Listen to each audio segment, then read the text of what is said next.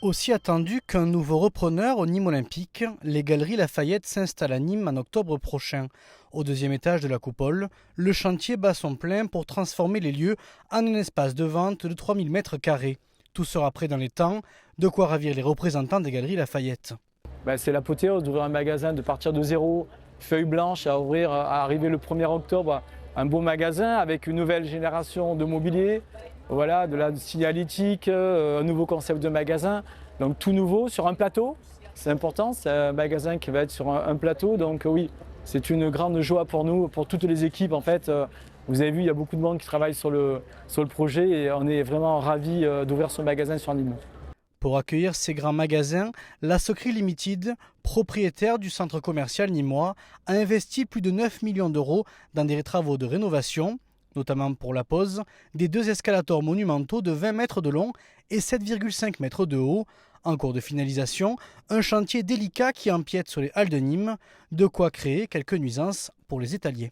La relation elle est bonne. Vous savez, on a eu la chance de pouvoir discuter avec eux dès le début. Il y avait ce projet qui naturellement est important, très important, avec donc des nuisances en regard.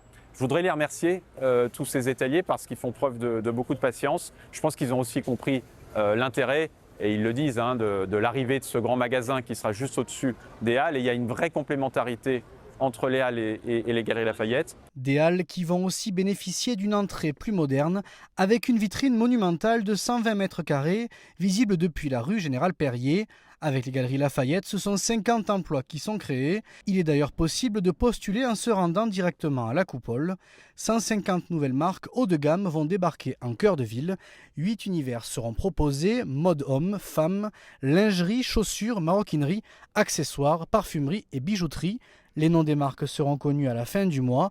Au-delà de la coupole, c'est tout un quartier qui est rénové avec la participation également de la ville de Nîmes. L'embellissement aussi qu'on peut voir sur le pourtour entre la rue Guizot, la rue Corconne, la réhabilitation de la rue Général-Perrier devant, la réhabilitation et la réouverture de Zara également qui va ouvrir au mois de juillet. Voilà, c'est 2 projets extraordinaires, 10 millions d'euros de rénovation de la coupole, 5 millions à Zara, 3 millions sur l'environnement de la coupole. On va avoir un véritable poumon du centre-ville qui va être créé à partir de début octobre.